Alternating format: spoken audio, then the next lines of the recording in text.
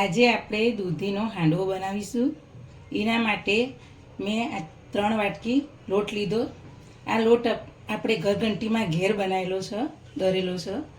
એટલે એમાં ચોખા 4 ભાગના અને પછી 1 ભાગની બધી દાળો મિક્સ કરીને એ રીતે અમે લોટ તૈયાર કરેલો છે ઘરઘંટીમાં.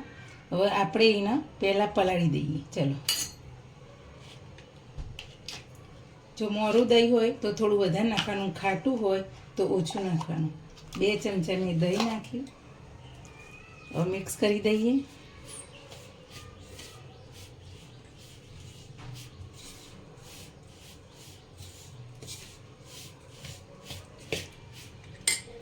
આપણે લોટમાં મિક્સ કરી દીધું. હવે તે ગરમ પાણી આપણે થોડું થોડું એડ કરતું રહેવાનું અને હલાવતું રહેવાનું.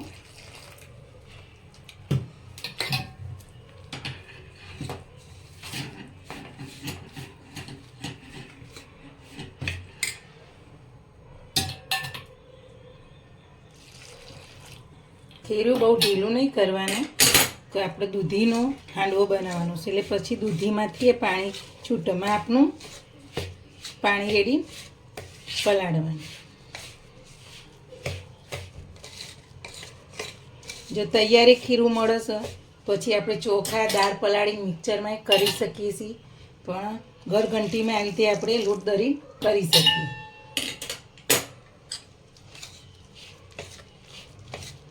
જો આપણે આવું ખીરું તૈયાર કરવાનું અને આને 5 કલાક સુધી આપણે પલાળી રાખીશું. હવે આપણે દૂધીના હાંડવાનું ખીરું 5 કલાક માટે રાખ્યું હતું. હવે 5 કલાક થઈ ગયા. હવે આપણે જોઈ લઈએ. જો આ 5 કલાક થઈ ગયા. હવે આપણે દૂધીનો હાંડવો બનાવીએ, મસાલો કરીએ. પહેલાં આપણે સામગ્રી જોઈ લઈએ.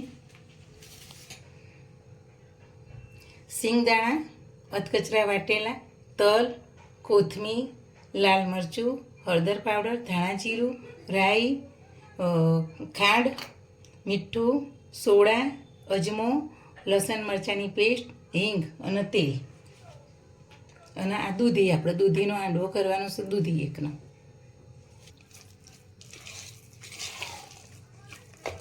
5 કલાક થઈ ગયા. એટલે આપણે પહેલાં મિક્સ કરી દઈએ બધું સરસ, પછી મસાલો કરીએ.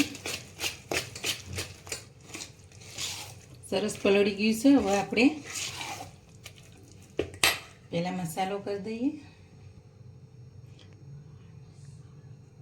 નાની ચમચી છે એટલે 2 ચમચી લાલ મરચું નાખીશું આપણે.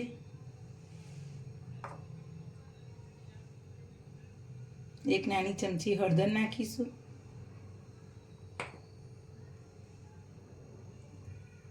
1.5 ચમચી જેટલું ધાણા જીરું નાખીશું. સ્વાદ અનુસાર મીઠું નાખીશું.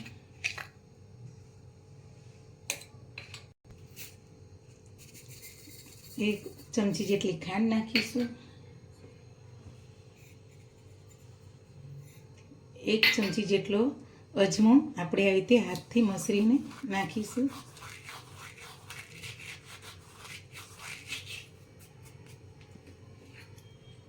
1 મોટી ચમચી લસણ મરચાંની પેસ્ટ નાખીશું.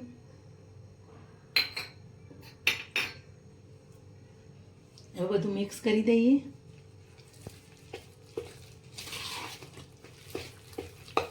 તો આપણે બધું મિક્સ કરી દીધું. હવે આપણે દૂધીને સરસ સોલી અને છીણી કાઢીએ.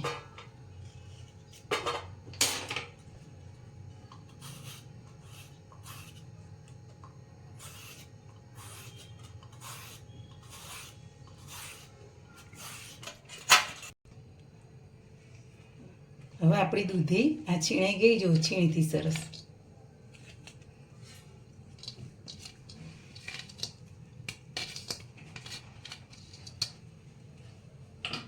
હવે હાંડવાની અંદર આપણે બધી દૂધીની છીણ નાખી દઈએ.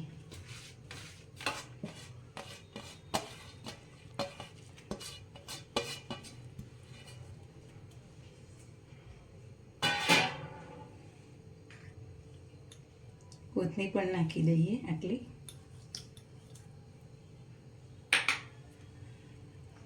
બધું મિક્સ કરી દઈએ સરસ.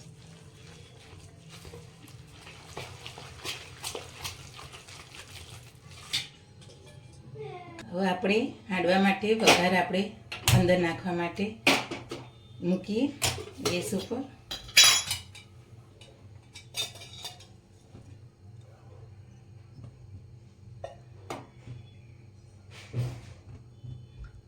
ત્રણ મોટી ચમચી તેલ લીધું. તેલ આવી ગયું. રાઈ નાખીશું 1 મોટી ચમચી.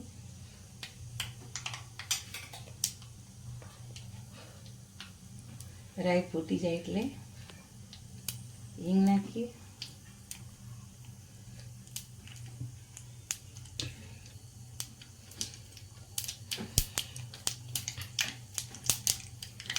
હિંગ નાખીએ.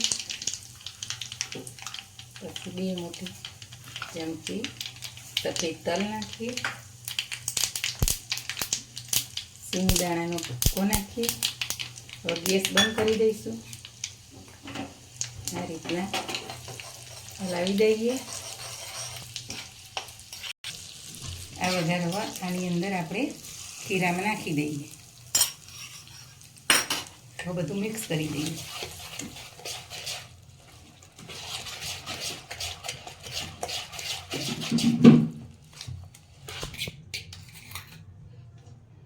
આપણે એક નાની ચમચી જેટલા સાજીના ફૂલ લઈશું. એના ઉપર આપણે અડધું લીંબુ નીચોઈશું.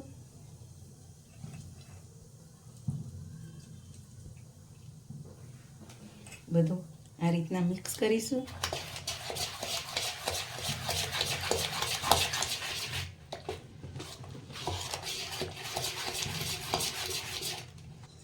જો આપણું હાંડવાનું ખીરું તૈયાર થઈ ગયું. હવે આપણે હાંડવો બનાવીએ.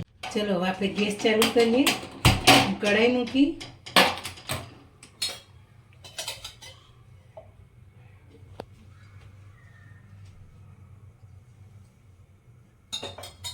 એક ડોકલી નાની તેલ રેડી.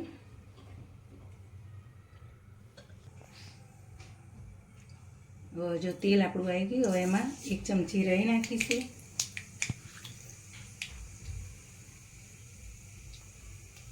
રાઈ તતરી જાય એટલે 1 ચમચી જેટલા સફેદ તલ નાખીશું આપણે.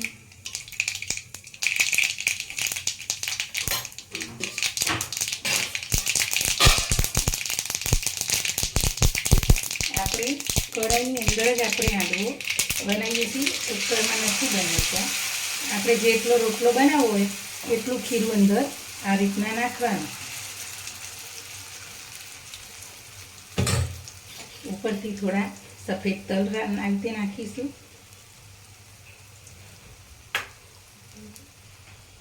ઢાંકી દઈશું અને એક બાજુ લાલ થાય ત્યાં ઘડી ચડવા દઈશું. હવે જો આપણે આ રીતના તાયતાની મદદથી બધી બાજુ આવી તો ઉખાડી નાખીએ.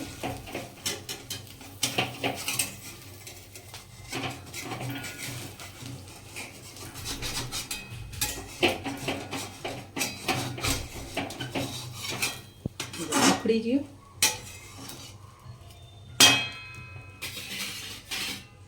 આ મોટા ઝારાથી આપણે આની આ રીતના લઈ લઈશું અને પછી આ રીતે ઉથલાઈ દઈશું. જો 5 મિનિટ આ બાજુ ચડ્યો. હવે 5 મિનિટ આ બાજુ ધીમા તાપે રીતે થવા દેવાનું. સરસ રોટલા આવી રીતે હાંડવાના તૈયાર થાય. હવે આપણે હાંડવો જોઈ લઈએ.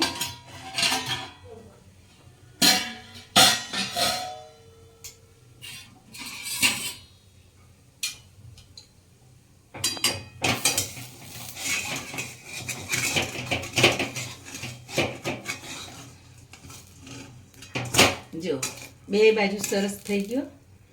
હવે આપણે આને ઉતારી લઈએ અને બીજો આ રીતના મૂકી દઈએ. આને 5 મિનિટ આપણે ઠંડો થવા દઈએ. પછી એને કટ કરીએ. ત્યાં આગળ બીજું આપણે મૂકી દઈએ. ચાલો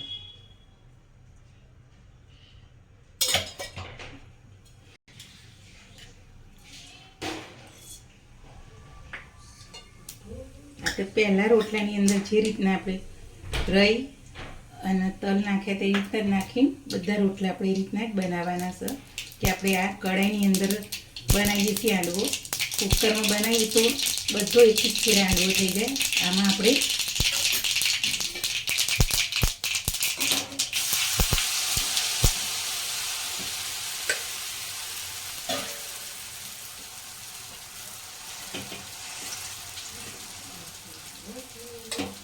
આ રીતના તલ નાખવાના. હવે એને આપણે ચડવા દઈશું. હવે ચપ્પાની મદદથી આપણો હાંડવાનો કટ કરીશું. જો આ રીતના.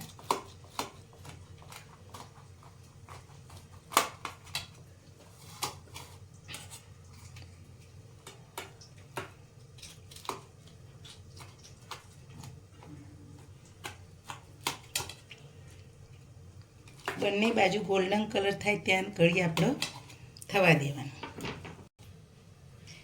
જો આપણો દૂધીનો વડવો થઈ ગયો કમ્પ્લીટ. મારી આ ડીશ ગમી હોય તો મારી ચેનલ લાઈક કરજો, શેર કરજો, સબસ્ક્રાઈબ કરજો. અને જો હાંડવો કેવો સરસ થઈ ગયો, પોચો સરસ.